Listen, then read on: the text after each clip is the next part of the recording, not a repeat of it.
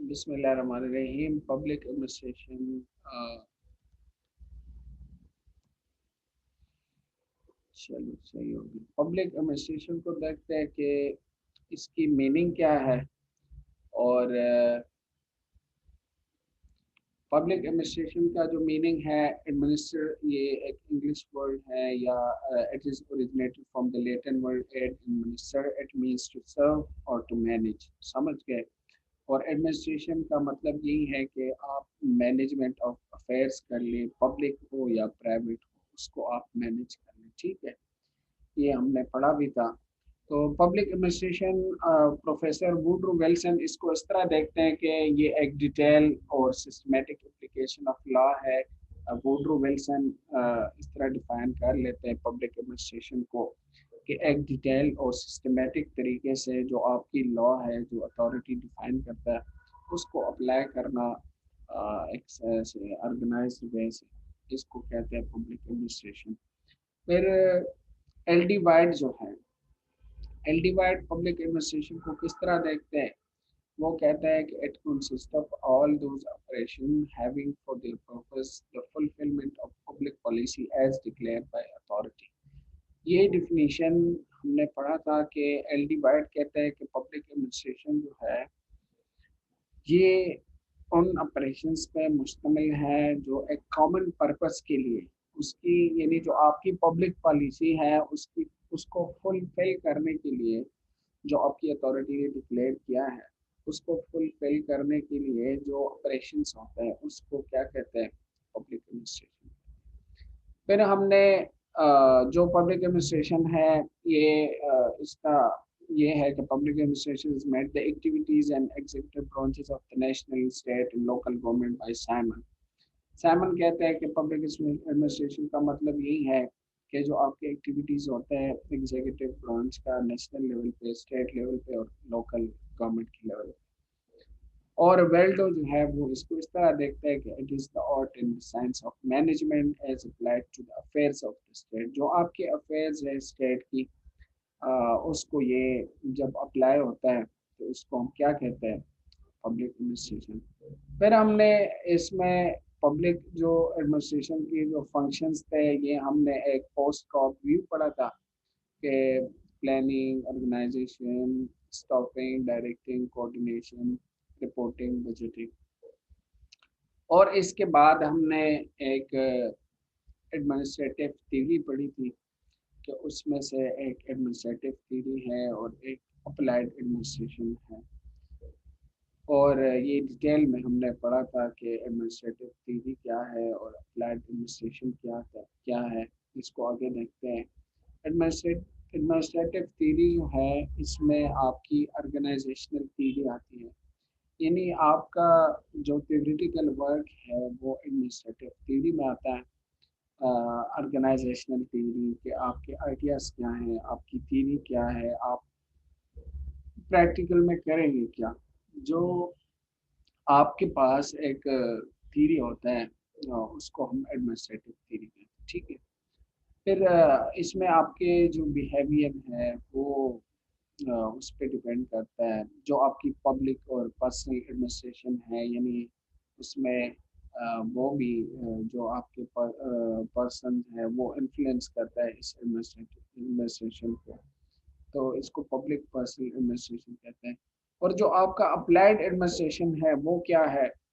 Applied administration में हमने पढ़ा था कि पॉलिटिकल फंक्शंस आपके जितने हैं, लेजिस्लेटिव फंक्शंस जितने हैं, यानी कानून साजी करना और बिल वगैरह पास करना, और जो आपके फाइनेंशियल फंक्शंस जितने हैं, आपके डिफेंस के जो फंक्शंस होंगे, आपकी जो एजुकेशनल फंक्शंस होंगे, और ये इसमें डबलिंग आई है। और आपके इकोनॉमिक जो फंक्शंस हैं या एडमिनिस्ट्रेशन है, और इस तरह आपके फॉरेन एडमिनिस्ट्रेशन जो है, इसको हम कहते हैं अप्लाइड एडमिनिस्ट्रेशन। यानी जो अप्लाई होता है, जो फंक्शंस हैं स्पेशलाइज हर एक लेवल पे, एजुकेशन पे अलग है, लेजिस्लेशन अलग है, फाइनेंस पे अलग है, और फॉरेन पे अलग है, और इकोनॉमिक पे अलग है, ठीक है। फिर हमने इसमें स्कोप पढ़ा था स्कोप ऑफ पब्लिक एडमिनिस्ट्रेशन क्या है, और स्कोप मैंने आपको बताया था कि how many area covered by the public administration. तो इसमें तीन एक पर्सपेक्टिव थे। एक तो नैरो पर्सपेक्टिव था या लिमिटेड पर्सपेक्टिव था, यानी पोस्ट कॉप व्यू का, प्लानिंग, ऑर्गेनाइजेशन और इस तरह बजटिंग। और ये किसने दिया था? लूथर किलिक ने दिया था। ये हमने पढ़ा है, ठीक है।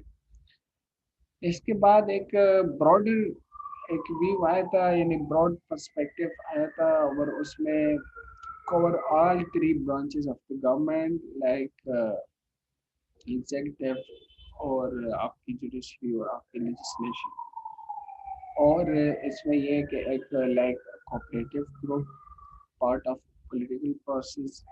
और वुडरो विल्सन जो है इसको वो देखते हैं सब्जेक्ट ओरिएंटेड, ठीक है। तीसरा एक प्रिवेलिंग व्यू था कि इसमें क्या है, दो इसके पार्ट है, एक एडमिनिस्ट्रेटिव थ्योरी है और एक अप्लाइड एडमिनिस्ट्रेशन है। इससे पहले हमने ये इसकी जिक्र की है कि एडमिनिस्ट्रेटिव थ्योरी जो है उसमें आपकी ऑर्गेनाइजेशनल थ्योरी, आपकी पर्सनल एडमिनिस्ट्रेशन, आपकी बिहेवियर्स आते हैं। और जो आपका अप्लाइड एडमिनिस्ट्रेशन है उसमें आपके जितने सारे फंक्शंस हैं जो अप्लाई होते हैं, ये आपके प्रिवेलिंग व्यू में आता है, ठीक है। फिर स्कोप जो है पब्लिक एडमिनिस्ट्रेशन का, ये क्या है कि it is the basis of the government, it is the instrument of change in the society. और ये कहते हैं कि ये गवर्नमेंट का बेस, यानी एडमिनिस्ट्रेशन के बगैर गवर्नमेंट नहीं चल सकता, ठीक है।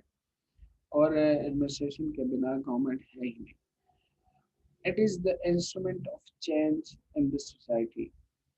पब्लिक एडमिनिस्ट्रेशन एक इंस्ट्रूमेंट है सोसाइटी में चेंज लाने के लिए और सोसाइटी को चेंज करने के लिए, ठीक है। और फिर कहते हैं कि it play a vital role in the life of the people, कि पब्लिक एडमिनिस्ट्रेशन क्या करता है कि ये बहुत एक अहम रोल प्ले करता है लोगों की जिंदगियों को चेंज करने में। यानी फॉर एग्जांपल आप प्राइवेट एडमिनिस्ट्रेशन में देख लेना, कितनी सारी एनजीओ है, नॉन गवर्नमेंटल ऑर्गेनाइजेशन है कि वो काम करता है और उस काम के नतीजे में बहुत सारे लोगों की जिंदगी बदल जाती है, ठीक है। तो वो पॉवर्टी से निकल जाते हैं और एक मिडिल क्लास लेवल पे आते हैं, या बहुत सारे लोग जो है वो गुर्बत या बीमारी से निकल आके आप होते हैं, ठीक है। It is the instrument for executing laws, policies, programmes of the state. ये जो पब्लिक एडमिनिस्ट्रेशन है ये एक इंस्ट्रूमेंट है एग्जीक्यूशन के लिए, आपकी लॉज को, आपकी पॉलिसीज जितने, आपकी प्रोग्राम्स ऑफ द स्टेट जो है उसको एग्जीक्यूट करने के लिए ये क्या है, एक इंस्ट्रूमेंट है, ठीक है। अच्छा, इसके बाद आगे बढ़ते हैं कि it is the stabilising force in the society as it's provide continuity, कि ये एक स्टेबलाइजिंग फोर्स है सोसाइटी में और ये एक कंटिन्यूस प्रोसेस है। और आपको क्या करता है ये, कंटिन्यूटी प्रोवाइड करती है। फॉर एग्जांपल आपका जो गवर्नमेंट है वो तो चेंज होता रहता है, लेकिन आपका जो ब्यूरोक्रेसी है वो कंटिन्यूस रहता है। आपके जितने कमिश्नर वगैरह है वो, या जितने ऑफिसर्स हैं या सेक्रेटरीज हैं, वो कॉन्टिन्यूसली वो होते हैं और वो रिटायरमेंट तक अपने फ़राइज़ सर अंजाम देते हैं। तो इसमें एक इसका स्कोप आ गया कि ये इसके थ्रू कॉन्टिन्यूटी आती है, ठीक है। और एक ये एक इंस्ट्रूमेंट है नेशनल इंटीग्रेशन का। देखिए ना, पब्लिक एडमिनिस्ट्रेशन की वजह से आपकी नेशनल इंटीग्रेशन यानी इत्तेहाद जिसे कहते हैं, यूनिटी जिसे कहते हैं, वो आती है, ठीक है। And developing countries major facing class wars, जिस जिस ममालिक में बीच में क्लास वार्स चल रही है ना, जंगें चल रही हैं, खाना जंगी है जिधर, उधर पब्लिक एडमिनिस्ट्रेशन एक इंस्ट्रूमेंट है नेशनल इंटीग्रेशन के लिए, नेशनल यूनिटी के लिए, ठीक है। और इसके बाद अच्छा, ये एक वो है, एक फ्रेमवर्क है, देखते हैं इस फ्रेम को, कि ये कहते हैं कि जो पब्लिक एडमिनिस्ट्रेशन है इसमें चेंज आई है। और ये चेंजिंग नेचर इसका किस तरह है, वो ये है कि ये 5 फेजेस में पब्लिक एडमिनिस्ट्रेशन आगे बढ़ा है। और ये जो पेजेस हमने पढ़े हैं वो सिर्फ हम वो देख लेंगे, बाकी जो जिसमें हमने पहले नहीं पढ़ा है वो सिर्फ आप देख लें, और फिर हम आगे बढ़ते हैं, ठीक है। तो वो इस तरह है कि एक तो इसमें 1887 से लेकर 1926 तक ये एक पीरियड था डाइकोटोमी का, यानी जिसमें पब्लिक और प्राइवेट एडमिनिस्ट्रेशन वजूद में आया। फिर इसके बाद एक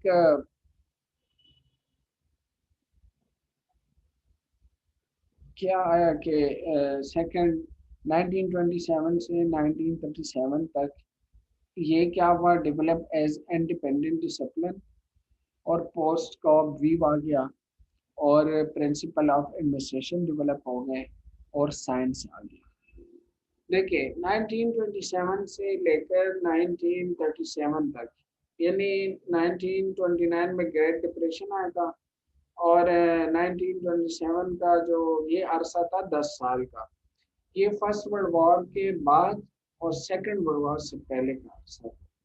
और और इसी अरसे में पब्लिक एडमिनिस्ट्रेशन में क्या हुआ कि पब्लिक एडमिनिस्ट्रेशन में इसी अरसे में एक ये एक इंडिपेंडेंट डिसिप्लिन बन गया, और इसके बाद एक पोस्ट कॉप जो व्यू था वो आ गया इसमें, कि प्लानिंग ऑर्गेनाइजेशन और ये सारी चीज़ें ये आ गई। और इसके बाद एक प्रिंसिपल जो एडमिनिस्ट्रेशन के प्रिंसिपल्स थे वो वजूद में आ गए, और साइंस उसने तरक्की की। तो वो एडमिनिस्ट्रेशन का जो नेचर है वो भी चेंज होता गया उसके साथ साथ, समझ गए। तो ये एडमिनिस्ट्रेशन की नेचर में चेंजिंग जो आई है पब्लिक एडमिनिस्ट्रेशन में, ये इस तरह आई है कि साइंस और टेक्नोलॉजी जब आई तो एडमिनिस्ट्रेशन का कॉन्सेप्ट भी बड़ा हो गया, एडमिनिस्ट्रेशन के काम भी बढ़ गए, या एडमिनिस्ट्रेशन जो है वो लोकल सतह पे नेशनल लेवल पे चला गया। पहले इतनी कम्युनिकेशन नहीं थी, और जब कम्युनिकेशन गैप खत्म हुई तो एडमिनिस्ट्रेशन खुद ब खुद फैलता गया। इसके बाद एक बिहेवियरल चेंज इसमें आए, 38 से लेकर 1947 में चैलेंज आ गया, बिहेवियरल चैलेंज आ गया। ये हम एडमिनिस्ट्रेशन में आगे जितने स्कूल्स ऑफ थॉट्स हैं, बिहेवियरल स्कूल ऑफ थॉट या इस तरह क्लासिकली हम पढ़ेंगे इंशाल्लाह, ठीक है। 1948 से 1970 तक क्राइसिस ऑफ आइडेंटिटी आ गया, ये भी हम आगे पढ़ेंगे। और 1971 से ऑनवर्ड जो है न्यू पब्लिक एडमिनिस्ट्रेशन आ गया। यानी न्यू पब्लिक एडमिनिस्ट्रेशन क्या है कि उसने कहा कि देखे इसमें क्वालिटी पे फोकस होना चाहिए, और ये एंटी ब्यूरोक्रेटिक था, यानी इसने ब्यूरोक्रेसी के अगेंस्ट न्यू पब्लिक एडमिनिस्ट्रेशन चला। तो ये इसमें हमने सिर्फ ये पढ़ा है पहले, तो ये हम देख लेंगे कि इसमें पोस्ट का व्यू आया था चेंजेस, और जो आपके प्रिंसिपल्स थे वो डेवलप हुई थी, साइंस आई थी। तो इस तरह इसको हम देखते हैं कि ये उसकी नेचर में चेंजेस आए थे, ठीक है। अच्छा, जो आपकी कंपैरेटिव पब्लिक एडमिनिस्ट्रेशन है, ये 3 लेवल पे हम इसको देखते हैं। और किस तरह देखते हैं, एक मैक्रो स्टडी है, एक मिडिल रेंज स्टडी है, और एक माइक्रो स्टडी। इसको हम एक मैक्रो लेवल पे पढ़ते हैं, और एक मिडिल रेंज स्टडीज पे, और एक माइक्रो स्टडी, ठीक है। ये 3 लेवल है पब्लिक एडमिनिस्ट्रेशन। अच्छा,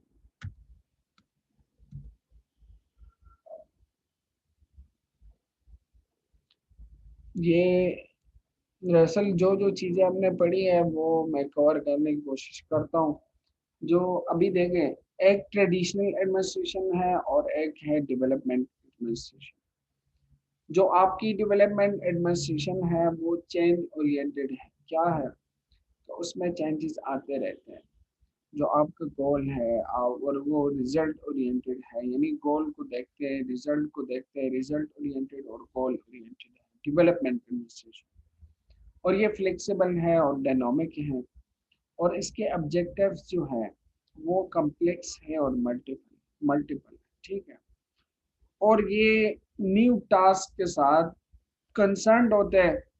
जो आपकी डेवलपमेंट एडमिनिस्ट्रेशन है वो देखते हैं कि हमारी ऑब्जेक्टिव्स क्या है, वो हमेशा डायनामिक होता है, स्टैटिक नहीं होता। यानी वो चीज़ों को देखता है कि हमने कौन से नए चीज़ अडॉप्ट करना है, हमने किस तरह आगे बढ़ना है, चैलेंजेस को एक्सेप्ट करते हैं, न्यू टास्क को लेते हैं, डिसेंट्रलाइजेशन पे बिलीव करता है। यानी वो देखता है कि हमने पावर को किस तरह डिसेंट्रलाइज करना है, और इस तरह वो प्लानिंग पे स्ट्रेस करता है, यानी स्ट्रेस ऑन प्लानिंग, और एक क्रिएटिव और इनोवेटिव वे के थ्रू डेवलपमेंट करता है। ये इसको अच्छा, और पार्टिसिपेशन ऑफ पीपल पे भी स्ट्रेस करता है। देखिए डेवलपमेंट जिस तरह नाम से जाहिर है, डेवलपमेंट एडमिनिस्ट्रेशन क्या है कि ये चेंज ओरिएंटेड है।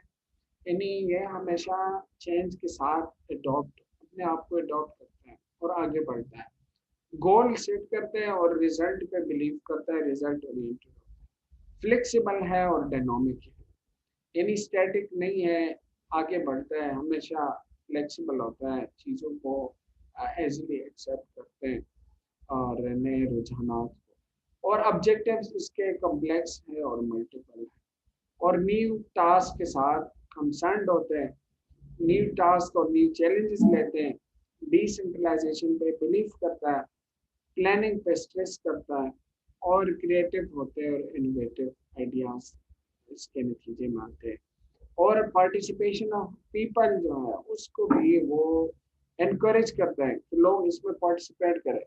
इसके मुकाबले में जो आपकी ट्रेडिशनल पब्लिक एडमिनिस्ट्रेशन है, वो क्या है कि ट्रेडिशनल, इस तरह इसके नाम से जाहिर है कि वो एक रिवायती पब्लिक एडमिनिस्ट्रेशन ये होता है कि वो स्टेटस को चेंज नहीं करना चाहता, अपनी स्टेटस को बरकरार रखते हैं। स्टेटस को हमने पढ़ा था, स्टेटस को यही है कि आप चेंज, आपकी जो अभी स्टेटस है उसमें आप चेंज नहीं आने देते और उसको आप मेंटेन रखना चाहते हैं, तो ये स्टेटस को ओरिएंटेड है जो ट्रेडिशनल पब्लिक एडमिनिस्ट्रेशन। और इसमें आपकी एम्फोसिस जो है वो इकोनॉमी और एफिशिएंसी पे दी जाती है, ठीक है। ट्रेडिशनल पब्लिक एडमिनिस्ट्रेशन में उसको उसको ये काम नहीं है, ऐसे काम नहीं है कि बिहेवियर स्कूल ऑफ थॉट की तरह वो बिहेवियर्स को देखे या इस तरह, बल्कि वो सिर्फ उनकी एफिशिएंसी और इकोनॉमी के साथ काम होता है। वो ह्यूमनिस्टिक अप्रोच के साथ काम नहीं करता, वो ह्यूमंस को नहीं देखते कि ह्यूमंस को कुछ फायदा ये नहीं हो रहा है, या ह्यूमंस की नुकसान तो नहीं हो रहा, आपके जो एम्प्लॉयज हैं उस पर बोझ तो नहीं, वो जो है अपनी एफिशिएंसी और इकोनॉमी के साथ उनका काम होता है। और ये एक हायरार्कियल होता है और रिजिड होता है, समझ गए। यानी एक रिजिड कॉन्सेप्ट है ट्रेडिशनल पब्लिक एडमिनिस्ट्रेशन, और इसमें एक प्रॉपर हायरार्की होती है। इसके ऑब्जेक्टिव्स जो है वो बड़े सिंपल से और लिमिटेड होते हैं, और जो उसका काम है वो रूटीन ऑपरेशन के साथ कंसर्न्ड होता है, और ये क्या करता है कि सेंट्रलाइजेशन पे बिलीव करता है। यानी ये अपने पास इख्तियारात रखते हैं, डिसेंट्रलाइज नहीं करना चाहते, और ये प्लानिंग पे भी इतना रिलाय नहीं करते, बस जो काम वो करते हैं, बस शुरू करता है अचानक और वो खत्म कर देता है, कोई प्रॉपर उसकी प्लानिंग, ये एक रिवायती जो पब्लिक एडमिनिस्ट्रेशन। और इस तरह ये ऑर्गेनाइजेशनल चेंज को भी रेजिस्ट करता है, यानी ये ऑर्गेनाइजेशन में चेंज भी आसानी से नहीं आने देता, इसलिए कि ये अपने स्टेटस को जो उनका है उसको मेंटेन रखना चाहता है। और जो स्ट्रेस है वो प्लानिंग पे नहीं दी जाती, बल्कि वो किस चीज़ पे दी जाती है कि वो डायरेक्शन फ्रॉम अथॉरिटी पे, यानी अपने कोई वो क्रिएटिव आइडियाज नहीं लाते हैं, इनोवेटिव आइडियाज वो उसको इनकरेज नहीं किया जाता, बल्कि जो ऊपर से अथॉरिटी से ऑर्डर मिलता है वही वो उसको फॉलो करते हैं। इसलिए उसमें सिर्फ डायरेक्शन फ्रॉम अथॉरिटी पे स्ट्रेस दिया जाता है, और कोई प्रॉपर प्लानिंग नहीं होती, कोई अपने से कोई इनोवेटिव आइडियाज़ नहीं आते, बल्कि जो उनको ऑर्डर मिलता है उसी तरह ट्रेडिशनल उसको फॉलो करते हैं। ठीक है, तो ये इसके बीच में एक डिफरेंस था। और डेवलपमेंट एडमिनिस्ट्रेशन में फिर ये आगे बहुत सारी चीज़ें हैं, लेकिन ये हमने पढ़ भी लिया। फॉर एग्जाम्पल ये देखे आप, जो आपकी डेवलपमेंट एडमिनिस्ट्रेशन है, इसमें क्या है कि reason of emergence of public administration, developing countries, developing scheme, comparative administration. जो आपकी पब्लिक एडमिनिस्ट्रेशन की इमरजेंस क्या क्यों हुई, वो इसलिए कि कंट्रीज डेवलप हो रही थी, तो उसके लिए फिर जो था अ, एक डेवलपमेंट एडमिनिस्ट्रेशन आना चाहिए था वजूद में। और वो क्या है कि वो चेंज ओरिएंटेड है, वो रिजल्ट ओरिएंटेड है, सिटीजन पार्टिसिपेशन पे बिलीव करता है, इस तरह कमिटमेंट डेवलपमेंट पे बिलीव करता है, और इंटीग्रेशन पे बिलीव करता है, यानी यूनिटी पे। और जो आपके डेवलपमेंट प्रोग्राम्स हैं उस पे वो काम करता है, जो डेवलपमेंट एडमिनिस्ट्रेशन है। और इसकी जो ऑपरेशन है वो वाइड है, वो ब्रॉड है, और ये डिसेंट्रलाइजेशन पर बिलीव करता है। यानी ये ऊपर से नीचे लेवल तक, यानी ग्रॉस रूट लेवल तक एडमिनिस्ट्रेशन को डिसेंट्रलाइज करके डिलीवर करता है, समझ गए। तो ये इसके बीच में डेवलपमेंट और ट्रेडिशनल एडमिनिस्ट्रेशन के बीच में एक डिफरेंस था। और इससे पहले जो हमने कुछ चीज़ें पढ़ी हैं, तो उसमें वही था कि ये हमने पहले पढ़े हुए थे, और आज सिर्फ एक जनरल ओवरव्यू दिया। और चलो देखते हैं, अगर आपके कोई क्वेश्चंस हो तो वो मैं ले लेता हूँ।